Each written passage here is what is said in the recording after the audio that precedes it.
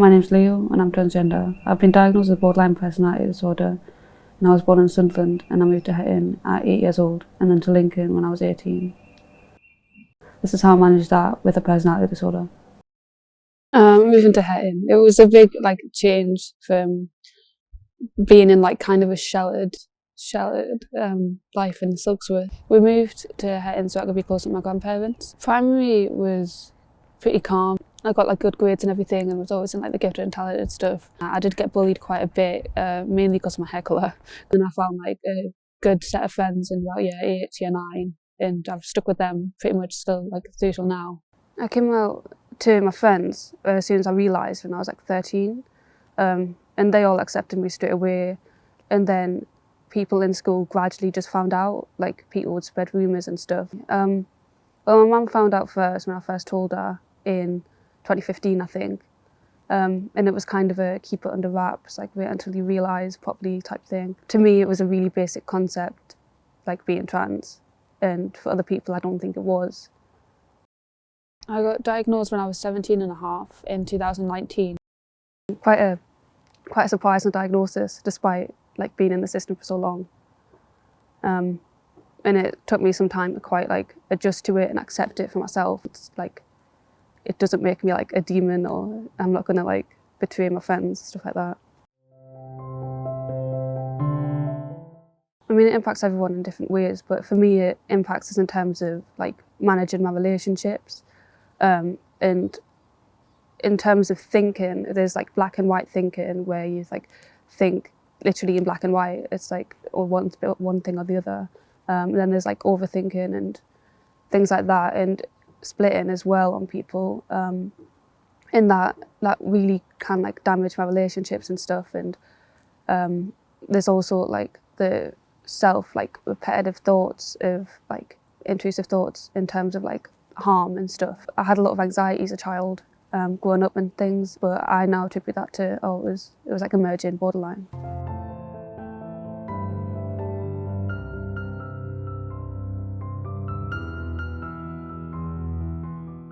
I always had something to do. I could always go to one pair of grandparents or the other, or I could always see one set of aunties or the other.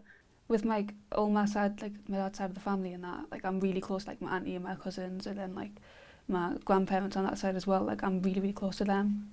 But I'm not that close to my dad, which kind of contradicts it all. I'll go to Sea and Beach with my auntie a fair amount of times whenever I see her when I'm coming up from Lincoln. We'll go out to the shops and stuff and have picnics with my little cousins.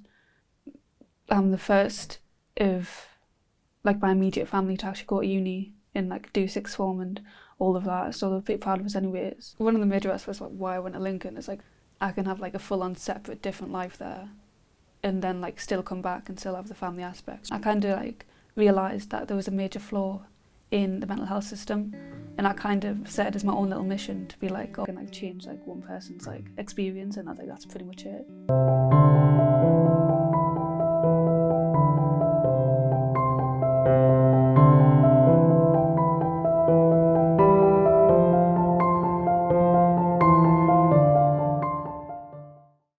It's a group for raising awareness on personality disorders.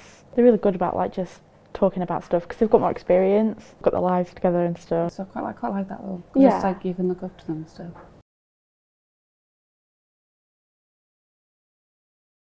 I was really nervous.